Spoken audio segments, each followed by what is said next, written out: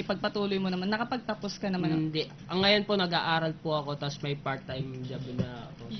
Ayun, nag-aaral. Partner, dito naman sa mga tinanong ko sa mga ka-Facebook natin. Sige, Sabi basahin mo. ni Darwin Paran, ang natutulong daw nun sa kanya, hand and eye coordination. Oh, san ka pa? Di ba? Nagiging magaling daw siya Pwede doon. siya reflexes. Oh.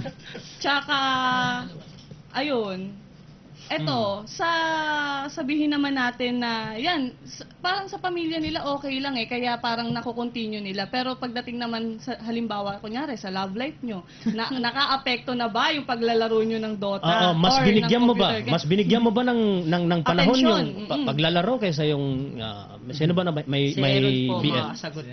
Sino? Okay, sige, sige, Aaron. sige. May nakaraan na Oh, Ero, ano ba? Konti lang. Baka nakilala mo rin yung Hindi girlfriend po kasi- sa Pag naglalaro po kami ng Dota, hindi ko na po masyadong maasikaso yung girlfriend ko dati. Ayun, wala, iniwala yan. Ayun ang dahilan talaga, yung paglalaro mo. Dati po talaga nung time na yun, addict po talaga kami lahat sa computer games. Pero po gaya nga na sinabi ko kanina, nakapag-adjust na kami. Parang, ano ibig parang sabihin nung dumadaan lang. ano ibig sabihin nung nakapag-adjust? Ano? Nagmamatured na po. Kumbaga, Nagmamatured na, hindi lang Dota ang nilalaro, kundi yung iba Ay, pang hindi games, po. ganun ba? yung ano po ba, yung time sa pagdodota namin, nalilimitahan na namin. Hindi po gaya ng dati na kung bumabad kami sa computer, umabot po kami halos 12 hours, ganyan. Mm-mm. Wow. So, napakaganda ng discussion, partner. Siguro magko-commercial muna tayo. Last commercial. Dahil meron na po tayong 43 minuto. Makalipas po ang ikatlo ng hapon. Boses ng Kabataan. Sa bawat balita, may damdamin ang bawat Pilipino na gustong pag-usapan. Sa bawat impormasyon, may damdaming Pinoy na pwedeng maging paksa ng isang makabuluhang talakayan. Samahan ng mag-partner para bigyang kalinawan ang mga isyong may pakialam ang bawat isa. Ang broadcaster ng bayan, si Joe Taruk, at ang Rotary Club of Manila's Broadcast Journalist for Radio Awardee, si Manang Milky Rigunan, DZRH, Damdamin Bayan.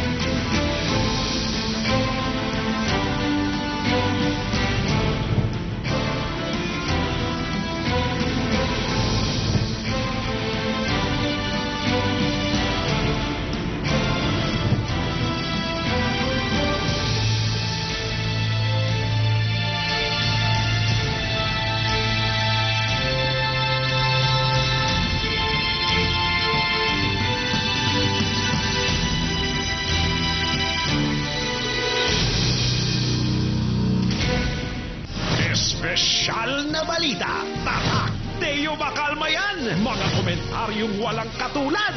Tatak, Deo Makalma yan. At mga balitang sa kanya mo lang mababalitan. Lahat yan tatak. Deo Makalma yan. Katandem ang mga banat na may katarayan pero may lambing sa dulo. Tatak Pangga Ruth Abaw naman yan. At mga hatak at banat na swak sa mga Pinoy. Tatak Pangga Ruth Abaw yan. Magkasama, magka-partner, magsanggang dikit sa issue. Lakay Deo Makalma at Pangga Ruth Abaw sa issue.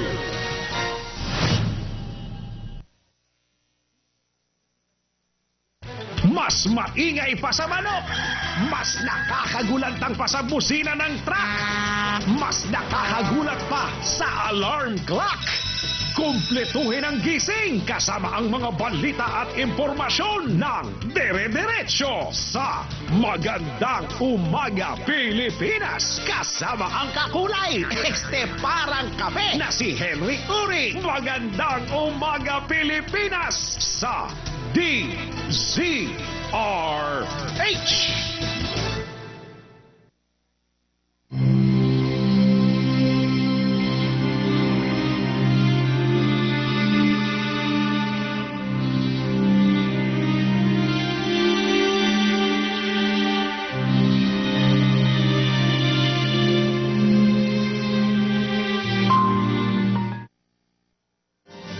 Boses ng Kabataan. Partner, napakabilis ng oras. Meron na tayong 12 minuto na lamang. 12 minuto na lamang dahil 48 minutes after 3 in the afternoon. Oo, partner. Meron lang ako mabilis na follow-up question tungkol dun sa love life na naunsyami dahil sa paglalaro ng Dota. Kayo ba, kung kayo ang tatanungin, gusto nyo ba na marunong o mahilig din maglaro ng computer games, yung maging girlfriend nyo para maging banding nyo na rin yun, or hindi? Ikaw, Edison. Sa akin kasi po mas cool pag dalawa kayo. Mhm. Jam kayo sa mga computer games. So mas gusto mo ganun? Oo. Si Miko naman kaya? Wala po akong hilig sa love life. Wala pa sa isip niya. 18 taong gulang. Si Reboy naman. Mas astig kung marunong siya mag-Dota. Mm-mm. Para sa akin kasi jamming magiging banding nyo na rin yun. Oo. Ilang taon na? Ilang taon na kayong naglalaro? Wala pa ba kayong ikangay Wala sir kasi nahanap? wala pa nagkakamali. Wala pang mahilig mag-Dota na girls Pati ikaw, daw. wala pa rin. Wala si Sa Edison. ibang bagay po na hindi po sa Dota. Hindi mismo dun sa paglalaro ng computer Kasi games. po mahirap din po maghanap kasi marami na lalaking. Tsaka, mas concentrated ka dun sa paglalaro kaysa yung, di ba? Hindi mo nalilingunin kung sino man yung mga kadalagahan na Pero mas marami naglalaro po ngayon din. na magagandang babae naglalaro ng Dota. si Errol. Errol. Mas cool po para sa akin kasi pares kayo ng hilig. Hindi mas maganda, mas magkakasundo kayo ng ano. Oo, pero wala akong masasabi. Ito yung naging dahilan Oo, kasi. oo, Yung paglalaro ng labis, ng online games, oo. kung kaya't nagkahiwalay sila dahil napabayaan. Ano bang mas gusto mo, na humanap ka ng katulad mo or ikaw yung magbabago? Ako Parang yung- ganun. Para sa akin, ako yung gusto kong magbago kasi mali na yung ginagawa ko nung time na yun. Kaya ngayon, in-adjust ko na yung sarili ko para Oh, para sa susunod, hindi na ako... Okay. Speaking of pagbabago, partner, ha? Kayo apat na mga kabataan. 6 na tayo dahil kasama rin ako. Okay. Ano yung ikangay positibong bagay na nabago ng paglalaro ng online games sa sarili nyo? Anong bagay na positibo na Naging maganda. nung ikaw ay maglaro ng nahilig sa paglalaro ng online games? Ito ba'y napatunayan mo ba yung tindi ng endurance mo dahil Oo, di ba? 12 hours na walang galaw, di ba? Ano yung positibong bagay Oo. na magandang dinulot ng paglalaro mo ng online games? Para sa akin po, kasi kapag dumadayo po kami, halimbawa, natalo po namin yung kalaban, kahit na humantong kami sa trash talkan, I mean, basagan, halimbawa, asaran, yan, Asaran, ganyan, asaran. oo. Kahit tumantong kami sa ganun, after ng game, close pa rin kami. Ayun. Friends pa rin sila. Friends pa rin kami. Sports pa rin. Parang laro lang. Sportsmanship. Isa laro lang. Sportsmanship. Kadalasan po nangyari dyan pag magkalabang Si kayo Edison. una, Bas after nung maglaban, kayo rin magsasama tapos pupunta po kayo ng ibang lugar. Nabubuo po yung Mag-hangout friendship din nyo. sila. Mm. Oh, eto partner kasi akalain mo ba na pang worldwide na pala tong kagalingan mo sa paglalaro ng computer games ay Ano ibig makikilala. mo sabihin Kasi pang tinatawag din worldwide? pala itong e-sports kung saan dito sa Pinas daw yung grupong Mineski nag-second sila sa Asian competition. Wow. Second place. So sa mundo ng mga online gamer, kilala talaga sila. Kumbaga sila yung mga sinasabi natin na hindi sila mga addict maglaro. So, Parang may parang pro sila, parang advanced sila maglaro. Magagaling talaga sila at nakikilala sila yung mga Pinoy na online gamer natin. Ang sinasabi ni partner Jana, meron na talagang international competition Oo. sa online gaming. So, Talaga pong Nasubok nyo na bang sumali? Hindi pa? hindi na Hindi po. po, sir. Kasi Kulang may pa yung mga practice sponsor pa. po sila. Talagang na po, laban po talaga, league na po. Oo. Ano yung natatandaan ninyo na international competition na paano yun ginagawa? oo. Paano Kahit nasaan ka, sumasali? saan sulok ka ng mundo kasi yung mga kaibigan natin sa Quezon City Press Club, sa Quezon City Hall, nakikita ko naglalaro ng billiard, maghanap ka ng kalaban mo through internet. Opo. Pwede kang ganun ba yung proseso o pupunta kayo halimbawa competition sa bansang Ganun po ang nangyayari. Australia, pupunta ron. Pupunta Opo. po. Oh. Direct. Tapos doon po gaganapin yung laro. Akalain mong Akalain mo nga naman. isa di na ba, pala itong partner? ano? Pero Mas sila, kilala na po siguro ngayon yung mga player ng Dota na sikat kaysa sa mga player ng mga sports ngayon ng mga sikat. Mas popular na po yung sikat na Dota player Dahil sa pagdodota. pagdodota. Siguro dahil nga partners, sa mundo nila, kasi Mm. ako rin medyo, ngayon ko lang na-encounter yung ganung grupo, tsaka Meron na palang ganun, meron ano? palang international competition.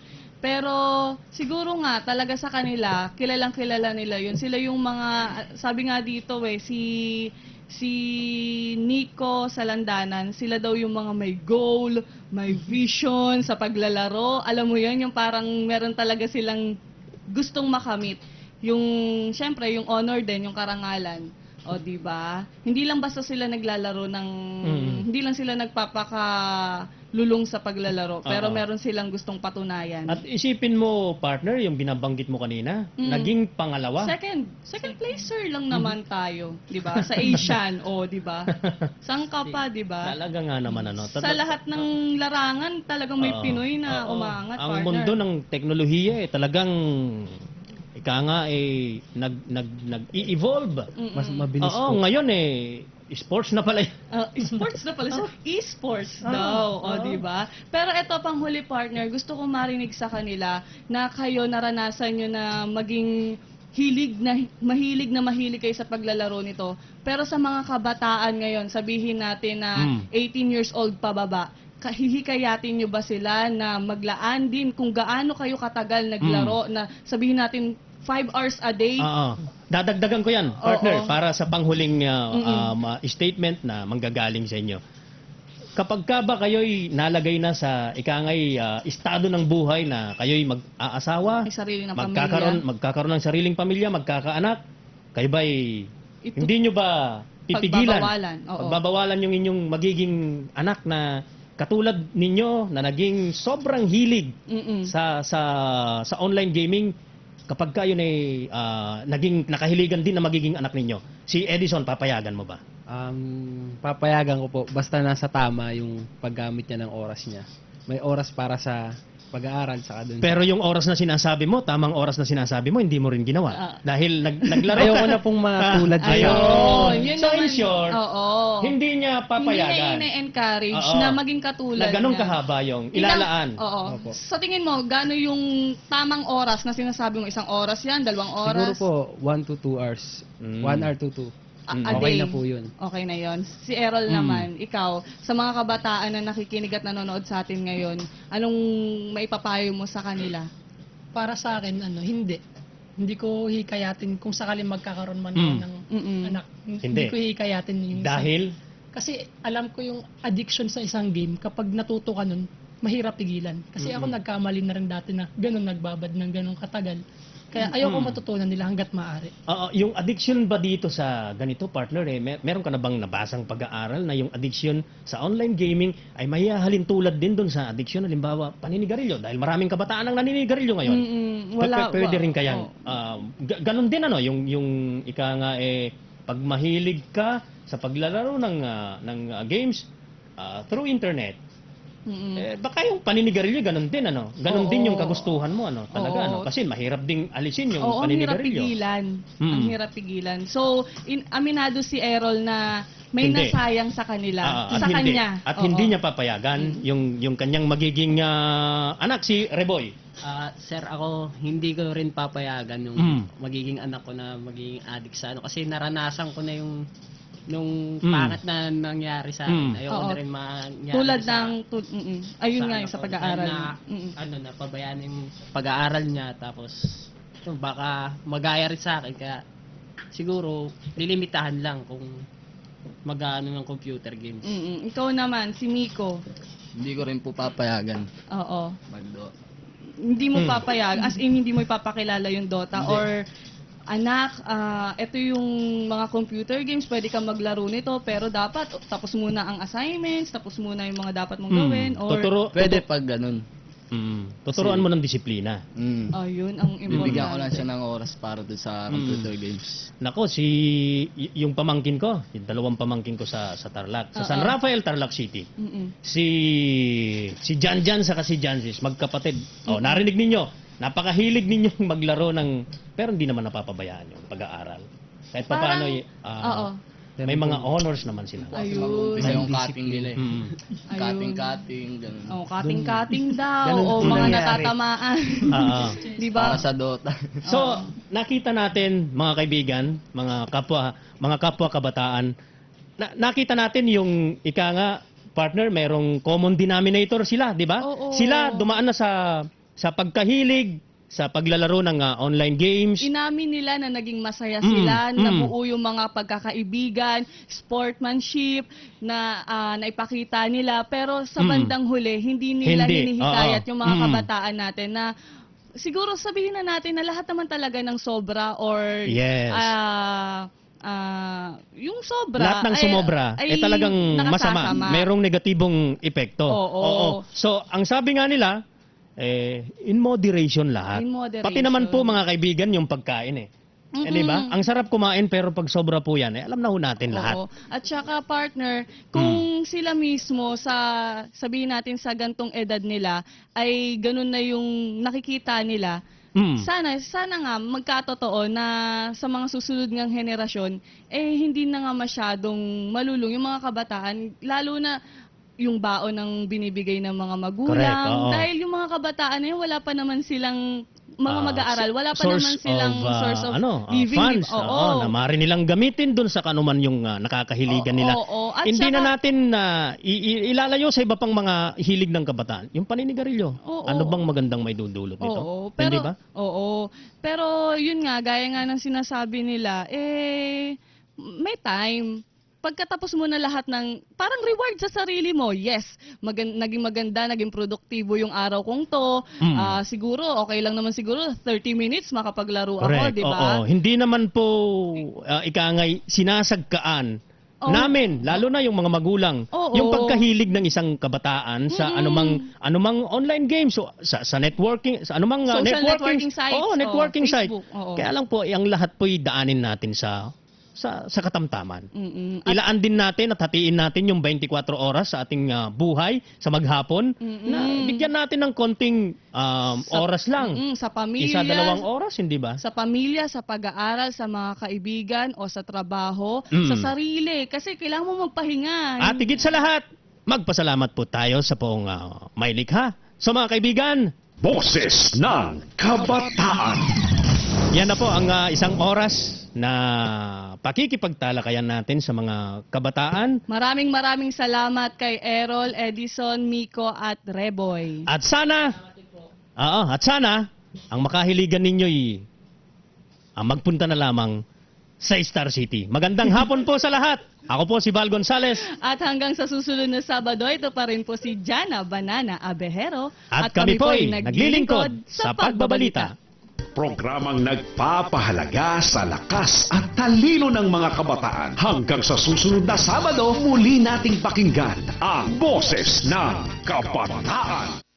Ang chika dapat araw-araw para laging fresh. Ang chismis dapat updated ka araw-araw para bago lagi ang pag-uusapan.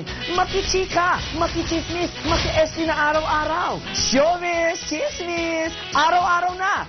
Lunes hanggang Biyernes, 1:30 ng hapon. Promise, lahat ng bago at lahat ng pinag-uusapan sa showbiz, una mong malalaman.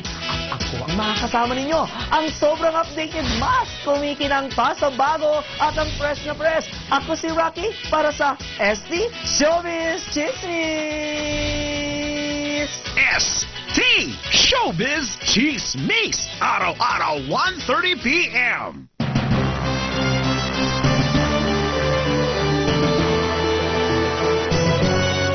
Ito ang DZRH News Television. Naglilingkod sa pagbabalita nationwide.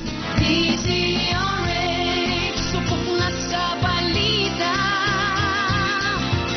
Haligi ng katotohanan. Magkabagong bayanihan. Serbisyong tapat sa iyo. DZRH.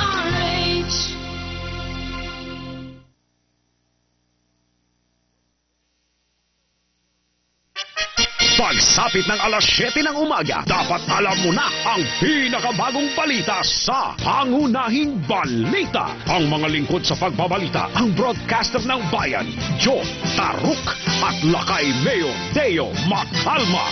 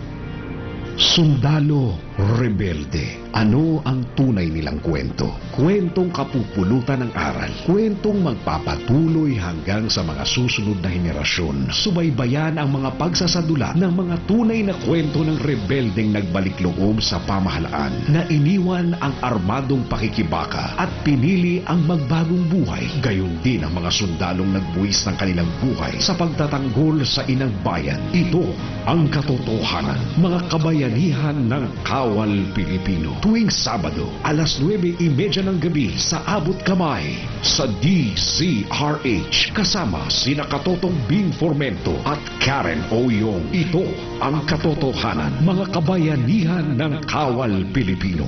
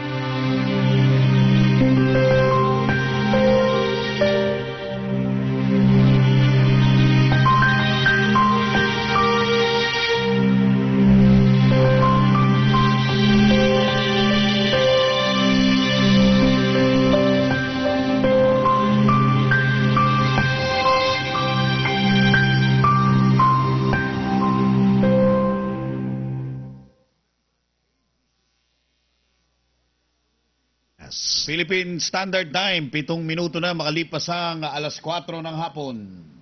Mga maiinit na balita, mga maiinit na impormasyon, mga huling kaganapan, saan mang sulok ng Metro at Mega Manila, saan mang sulok ng Pilipinas at ng mundo, lahat mapapakinggan, lahat malalaman sa Balita RH. Agad! Agad!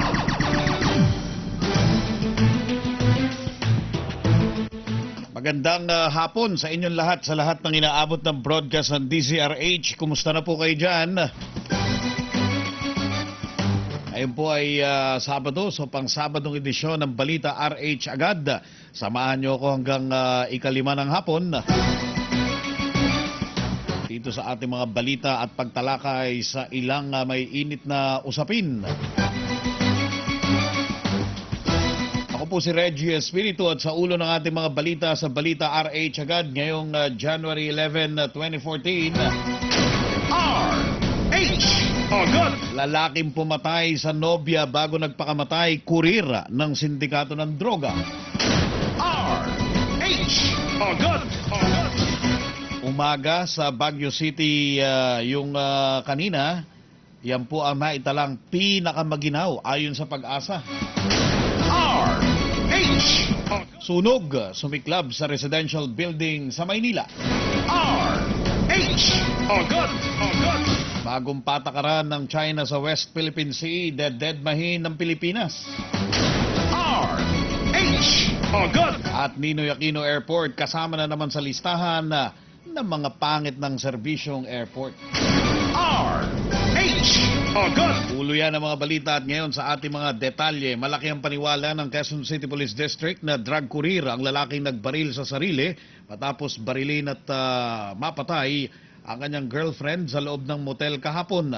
Ayon kay Senior Inspector Gil Garodan, hepe ng investigation branch ng Quezon City Police District Station 7, posibleng membro ng International Drug Syndicate si Ryan Gibbon, 31. Sinabi ni Garodan na holder ng Saudi Arabian passport si Gibbon at pabalik-balik sa nabanggit na bansa. Hawak na anya ng Anti-Crime Division ng PNP sa Camp Crame ang mga ebidensyang nakuha sa motel, kabilang ang 4 na cellphone ni Gibbon, 3 resibo ng iba't ibang apartel, 2 baril at 8 kilo ng shabu na nakuha sa bag, mga dalang backpack ng lalaki.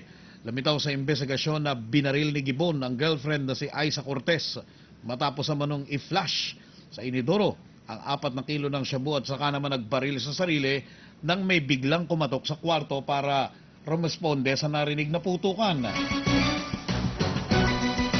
Patay ang magkasintahan habang tinamaan naman ng ligaw na bala ang isang babaeng staff ng apartel. RH Agad! Agad! Naitala ang pinakamalamig na temperatura ngayong buwan na ito ng Enero sa Baguio City kaninang umaga. Ayon sa Philippine Atmospheric, Geophysical and Astronomical Services Administration o Pag-asa, bumagsak sa 10.3 degrees Celsius ang ginaw sa summer capital kanina.